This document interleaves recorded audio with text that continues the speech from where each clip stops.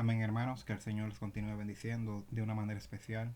Es para mí un grato honor recibir nuevamente la oportunidad de parte de Dios de hacer uso de la palabra del Señor en este día especial. Vamos a iniciar con este estudio que tenemos para hoy, el cual lleva como tema la autoridad del Hijo. Se encuentra en el libro de Juan, capítulo 5, versos 17 al 29. Amén. Y como de costumbre, siempre iniciamos con lo que son los objetivos para así dar directriz a la clase. Dice que el primer objetivo es entender que la relación única y especial que existe entre el Hijo y el Padre.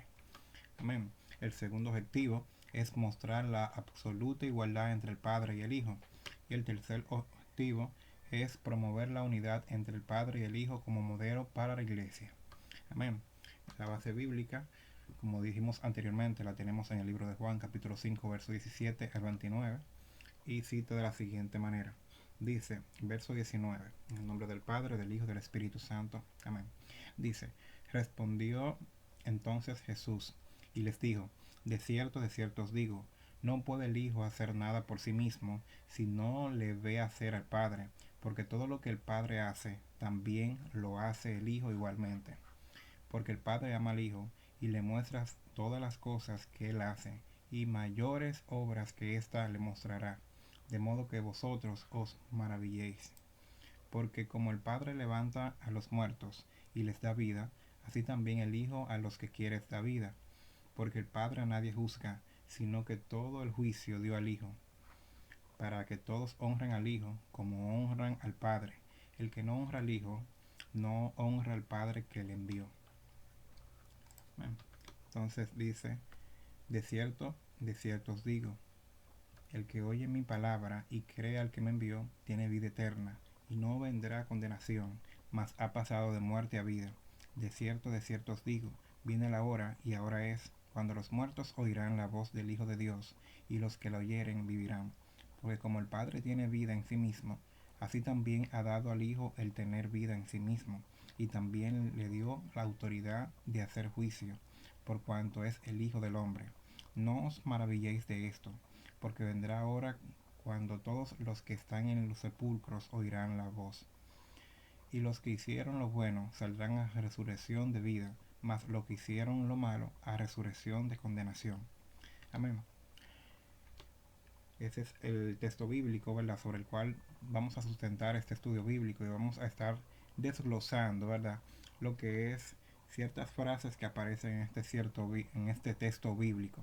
Amén. En manera de introducción, queremos decir que después que el Señor sanó al paralítico de Betesda, ¿verdad?, en el estanque de Betesda, los judíos comenzaron una persecución a muerte contra él.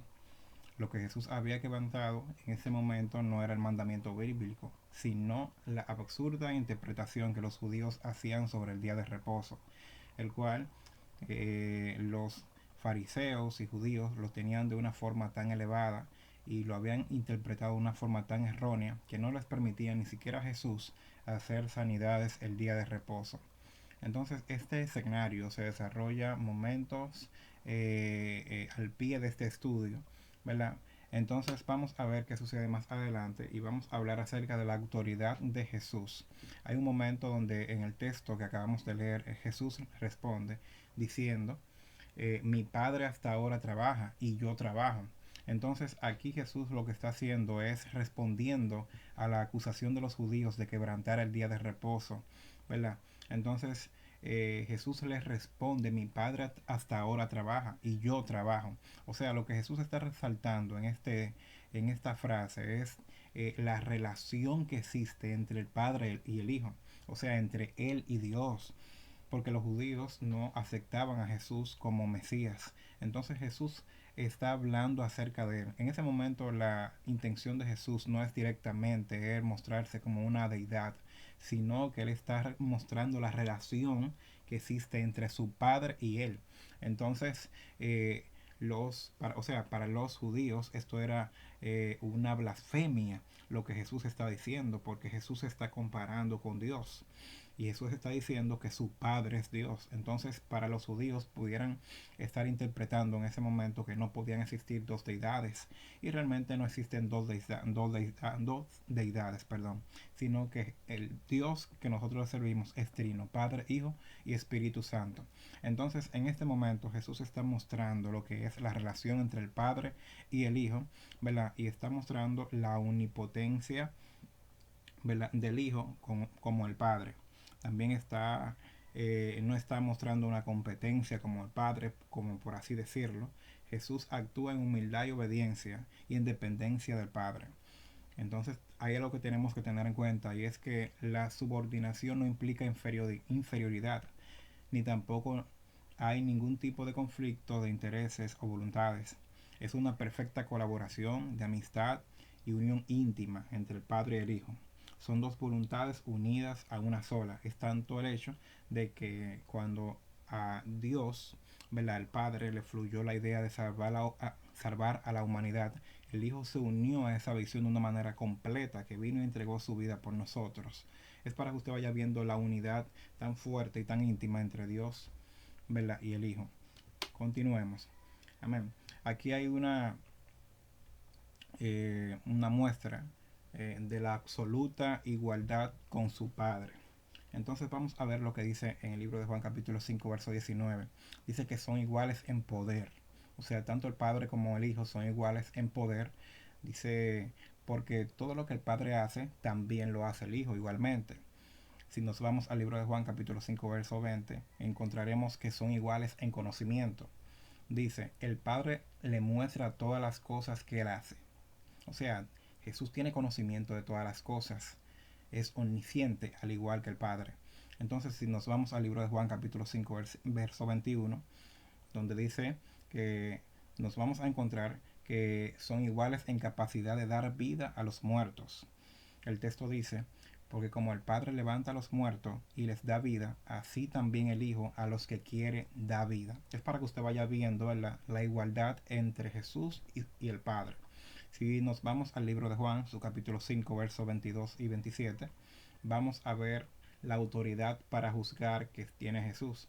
Entonces el texto dice, porque el Padre a nadie juzga, sino que todo el juicio lo dio al Hijo, y también lo dio autoridad para hacer juicio por cuanto es el Hijo del Hombre. O sea, Dios le dio autoridad al Hijo. Entonces vemos que tanto el Padre como el Hijo tienen autoridad. Estamos hablando aquí de la igualdad entre el Padre y el Hijo. Amén.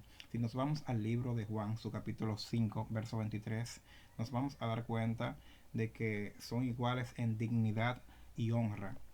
El texto dice, para que todos honren al Hijo como honran al Padre. El que no honra al Hijo, no honra al Padre que le envió. Amén. Entonces vemos, hermano, que tanto el Padre como el Hijo son dignos de honra, porque tienen la misma dignidad. Entonces vamos a ver el libro de Juan capítulo 5 verso 24. Dice, ahí nos vamos a encontrar con que son iguales en poder para impartir vida eterna. El texto dice, el que oye mi palabra y crea el que me envió tiene vida eterna. Si nos vamos al libro de Juan, el texto, el capítulo 5 verso 26 dice, porque como el Padre tiene vida en sí mismo, así también ha dado al Hijo el tener vida eterna en sí mismo. Aquí estamos viendo que ambos tienen vida eterna. Entonces, vimos aquí bases bíblicas que nos demuestran la absoluta igualdad entre el Padre y el Hijo, ¿verdad? El hecho de que Jesús sea el Hijo no implica inferioridad, amén, sino que ellos tienen una relación de intimidad tan fuerte y voluntades unidas. Entonces también hay que ver algo aquí, es la clave de la relación del Hijo con el Padre, y es que son uno en todo lo que hacen. Eso lo vemos en el libro de Juan capítulo 5 verso 17. También el Hijo es dependiente del Padre en toda la obra que realiza. Nos vemos eso en el libro de Juan capítulo 5 verso 19. Entonces también tenemos que ver la base de la relación es el amor y la perfecta confianza entre el Padre y el Hijo, que eso lo afianzamos en el libro de Juan capítulo 5 verso 20, perdón. Entonces vamos a ver, hay una parte en el texto que dice, el Padre ama al Hijo y le muestra todas las cosas que Él hace. Amén. Aquí lo que vamos a estar estudiando es acerca del conocimiento que tiene el Hijo, el conocimiento que tiene el Hijo acerca del Padre. Fíjense que cuando Jesús viene a predicar, habla del Padre, no habla por su propia cuenta, viene a dar a conocer al Padre, ¿verdad? Viene a dar a conocer al Padre, no habla las cosas que le fluyen a Él de su propia voluntad, sino que todo lo que dice, todo lo que habla es revelando a las personas al Padre. Entonces, el conocimiento que tiene Jesús acerca del Padre, acerca de Dios, lo tiene porque específicamente también Él es Dios. No puede explicarse de otra manera, puesto que para Jesús conocer todo lo que está en el cielo, todo el poder de su Padre, la deidad de su Padre, ¿verdad?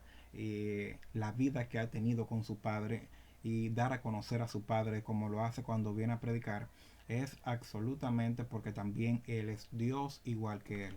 Entonces, si vemos el libro de Mateo, capítulo 11, verso 27, dice, todas las cosas me fueron entregadas por mi Padre, y nadie conoce al Hijo sino el Padre, ni al Padre conoce a alguno sino el Hijo, y aquel a quien el Hijo lo quiera revelar.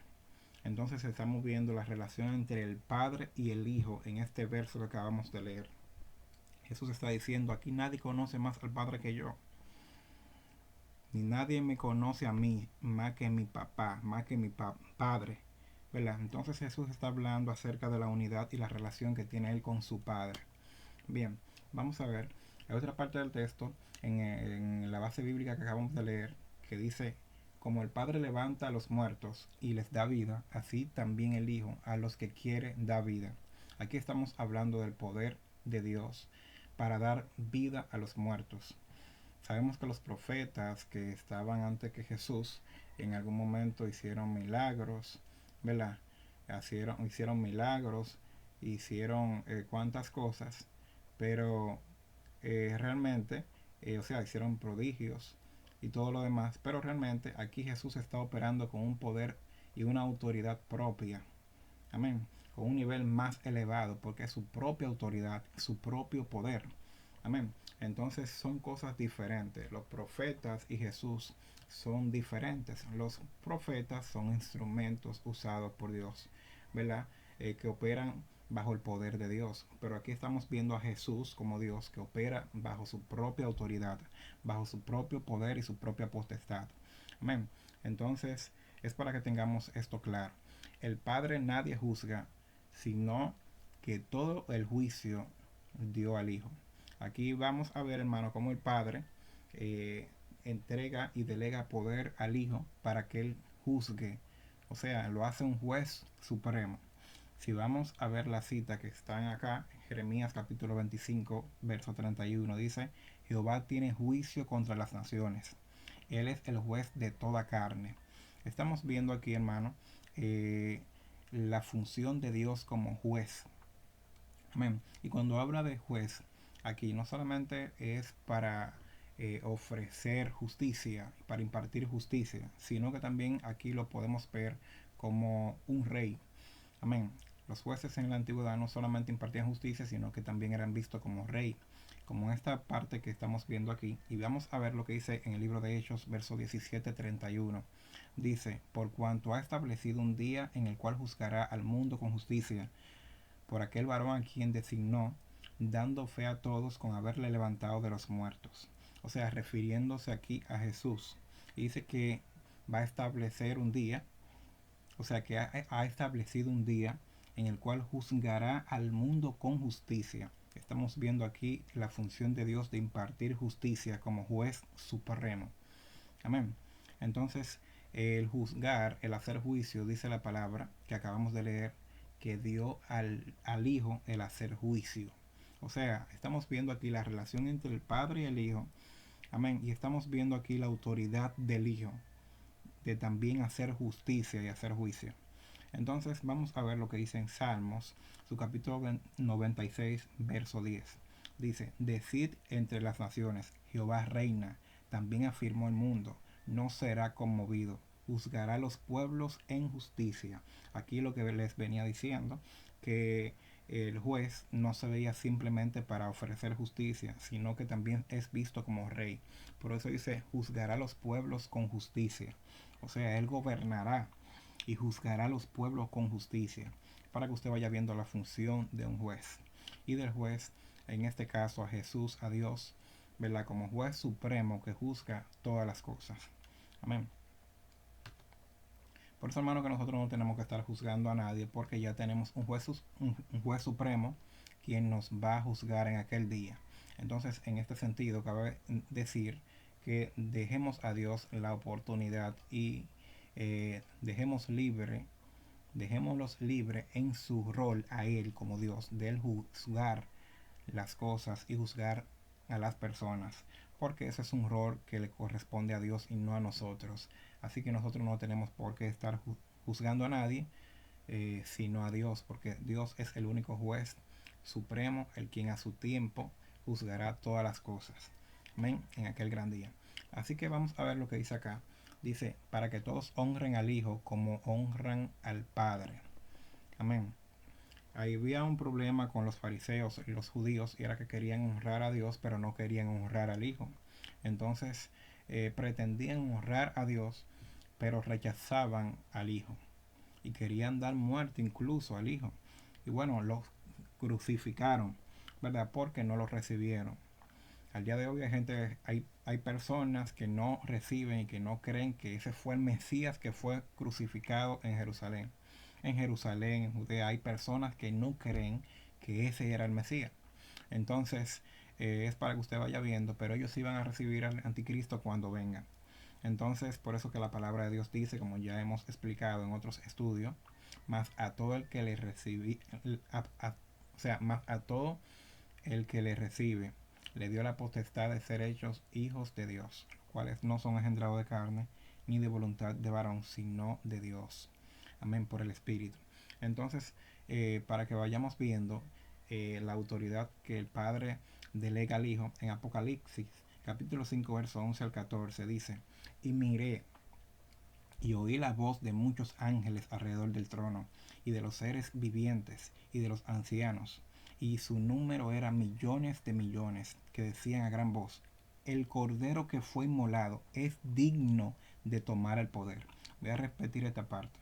Dice, el cordero que fue inmolado es digno de tomar el poder, riqueza, la sabiduría, la fortaleza, la honra, la gloria y la alabanza, y a todo lo creado que está en el cielo y sobre la tierra y debajo de la tierra y en el mar, y a todas las cosas que en ellos hay, oí decir al que está sentado en el trono y al Cordero sea la alabanza, la honra, la gloria y el poder por los siglos de los siglos. Los cuatro seres vivientes decían amén, y los 24 ancianos se postraron sobre sus rostros y adoraron al que vive por los siglos de los siglos. Es para que usted vaya viendo, hermano, que Jesús es digno del poder. Amén. De tomar el poder, como dice en este texto. Amén. La riqueza, la sabiduría, la fortaleza, la honra, la gloria y la alabanza. Óigame, hermano, Jesús es digno de la gloria y de la alabanza. Nadie, ningún ángel, ninguno de los ángeles, por más grande que sea, tienen autoridad de recibir gloria y alabanza. En el momento cuando un ángel de eso reciba gloria o quiera recibir gloria o quiera creerse grande, hermano, es destronado al instante. Los ángeles están sirviendo a Dios allá arriba, pero en el momento que ellos quieran, ellos tienen libre albedrío y se pueden rebelar, porque Dios hasta a los ángeles le da permiso de ellos hacer como ellos decidan. Entonces, es para que usted vea, incluso en Apocalipsis tenemos base bíblica, donde eh, algunos ángeles que en algún momento, ¿verdad? Estaba mostrando determinadas revelaciones. Hay personas, como por ejemplo el caso de Juan, que se postró para adorar al ángel que le mostraba ciertas cosas. Entonces Juan dijo, no, no lo hagas, yo soy consiervo tuyo, de tus hermanos, los profetas. Adora a Dios. ¿Verdad? Dice Juan que se postró a los pies del ángel se postró a los pies del ángel que le mostraba estas cosas. Entonces, El ángel le respondió, no lo haga, yo soy consiervo tuyo, porque los ángeles no reciben alabanza. Amén. Entonces, para que vayamos viendo, hermano, que el que es digno de honra y de gloria, como acabamos de leer, es Jesús, quien también es Dios 100%. Entonces vamos a ver la parte del texto donde dice, de cierto os digo, el que oye mi palabra y cree al que me envió, tiene vida eterna. El que oye mi palabra, el que, el que oye mi palabra, hermano, y cree al que me envió, tiene vida eterna. Aquí hay algo que me llama la atención, porque cuando dice el que oye mi palabra, aquí tenemos que detenernos un poquito, puesto que oír, aquí el verbo oír, aquí está hablando de oír, pero nosotros tenemos que entender que oír es la función de los oídos. Pero aquí no habla solamente de la función de los oídos en su función natural de oír, sino que está hablando más que oír, está esperando también una reacción. Entonces aquí vemos una acción-reacción, o sea, acción de oír y reacción de qué vas a hacer después que oíste.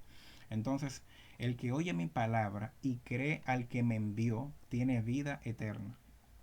Bien, ahora bien, oír la palabra de Jesús significa no solo escucharla, sino también recibirla como palabra de Dios, creerla y obedecerla. Que ahí que está el énfasis de que muchas personas solamente en determinadas ocasiones escuchan la palabra, pero no son hacedores de ella.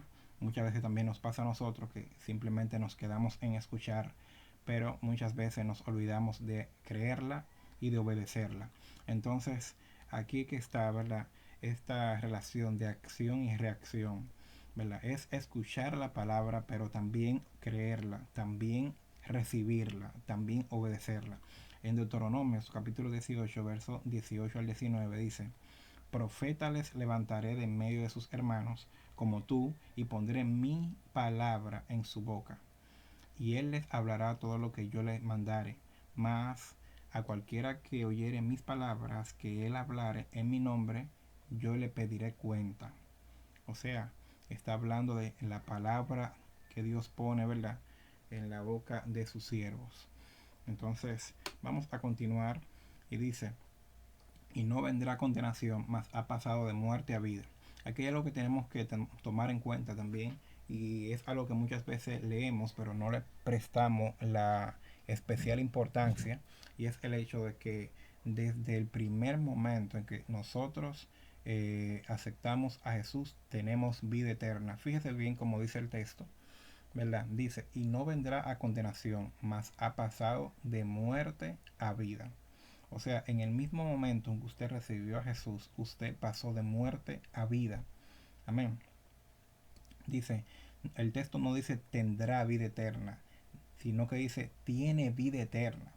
Amén. En el presente tiene vida eterna.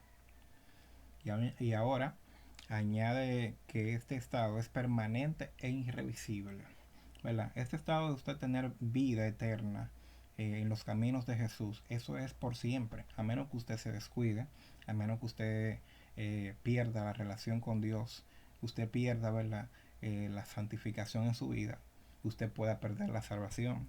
Pero la salvación no es algo que Dios te lo presta por un momento, es algo que Dios te lo dio y ya eso depende de ti. Amén. Entonces, para que nosotros vayamos viendo esa parte, por ejemplo, desde el momento que yo creo y rehúso creer, ya estoy andando bajo la maldición o maldición.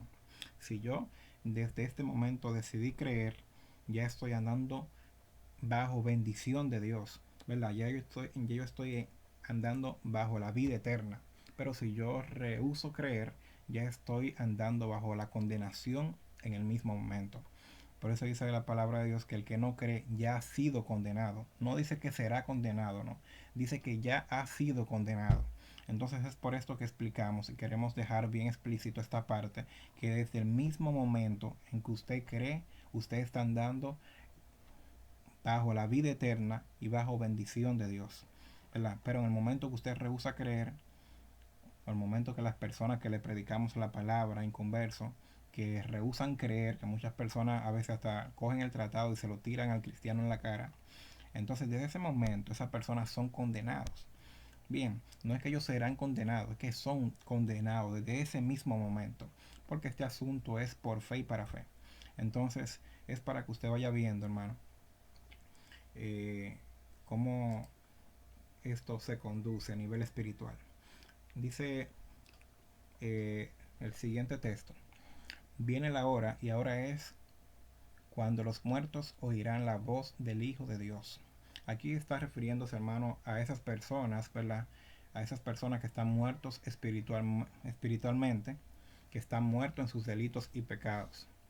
Eso es lo que quiere referirse cuando usa la palabra muertos, ¿verdad? Está refiriéndose a las personas que están espiritualmente muertos en sus delitos y pecados. Y eso lo confirmamos en el libro de Efesios, capítulo 2, verso 1. Dice: y Él os dio vida a vosotros cuando estabais muertos en vuestros delitos y pecados. Amén. O sea que a nivel bíblico, las personas que no tienen a Dios se catalogan como personas muertas delante de Dios. O sea que estamos viviendo, hermano, en medio de personas muertas. Y nosotros somos los únicos que tenemos vida, los que hemos recibido y aceptado a Jesús como nuestro único y suficiente Salvador. Entonces este mundo está lleno de personas muertas que no tienen a Jesús, y somos nosotros los que tenemos la vida, los que la hemos recibido, que estamos responsabilizados a hacer que esas personas también comiencen a vivir la nueva vida en Cristo Jesús. En el libro de Lucas, su capítulo 15, verso 24, dice, o sea, habla acerca del hijo pródigo, ¿verdad? Que el hijo pródigo se había ido, ¿verdad? Se llevó sus bienes y bueno, su padre lo daba por muerto. Entonces cuando él regresó, entonces eh, su padre dice: porque mi hijo muerto era y ha revivido, se había perdido y es hallado. Y comenzaron a regocijarse. O sea, él dice: porque mi hijo muerto era y ha revivido, se ha perdido y es hallado. Y comenzaron a regocijarse. Es para que usted vaya viendo, hermano, como aquí cuando usted se descarrila, ¿verdad? Usted es dado por muerto y es visto así delante de Dios. Usted es un muerto. Entonces es por esto, hermano, que no podemos perder esa vida, esa salvación que Jesús nos ha regalado. Ahora bien, más adelante vamos a encontrar en el libro de Juan capítulo 5 verso 28, eh, donde habla acerca de muertos que están muertos físicamente. Y el texto bíblico dice: no os maravilléis de esto, porque vendrá la hora cuando todos los que están en los sepulcros oirán su voz. Pero ya ahí se está hablando de personas muertas físicamente. Amén. Vamos a continuar. Dice: y los que la oyeren vivirán. Entonces, en el libro de Juan, capítulo 5, versículo 4, dice: de cierto os digo, el que oye mi palabra y crea al que me envió, tiene vida eterna, y no vendrá a condenación, mas ha pasado de muerte a vida. Amén. Así que es para que vayamos viendo esta parte, porque realmente eh, es tan grande el ministerio, ¿verdad?, de la salvación y del amor de Dios hacia las personas, que nosotros que andábamos en delitos y pecados recibimos el privilegio y la bendición de Dios de traernos, mandarnos a su Hijo, para que nosotros, a través del sacrificio de la cruz, ¿verdad?, a través de él tengamos vida eterna en Cristo Jesús, Señor nuestro. Amén. En Cristo la vida de Dios ha sido manifestada a los hombres. Y esto lo vemos en el libro de Juan, de primera de Juan capítulo 1, verso 2, que dice: porque la vida fue manifestada y la hemos visto y testificamos y os anunciamos la vida eterna, la cual estaba con el Padre y se nos manifestó. Entonces esa vida que se nos manifestó Jesús es lo que nos ha puesto a vivir a nosotros. Y por eso nosotros estamos viviendo actualmente la eternidad. No cree, hermano, que usted vaya a vivir la eternidad después que muera. La eternidad usted la está viviendo desde el primer momento que empezó o que recibió a Jesús. Desde el primer momento que usted recibió a Jesús, desde ahí usted comenzó a vivir la vida eterna. Fíjese lo que Jesús le dice a la hija de Jairo: ella no está muerta, ella solamente está durmiendo, ¿verdad? Está durmiendo. Entonces, para que usted vaya viendo que ya la hija de Jairo estaba viviendo la vida eterna, porque en ningún momento se había muerto, ella estaba durmiendo. Es para que vayamos viendo, hermano, que actualmente nosotros estamos viviendo la vida eterna en Cristo Jesús por el simple hecho de que lo hemos recibido y que estemos viviendo su palabra. Amén. Así que hermanos, que el Señor les continúe bendiciendo. Es para mí un gusto estar hablando de la palabra del Señor en esta hermosa ocasión, esperando que este estudio sea de bendición. Dios les bendiga más.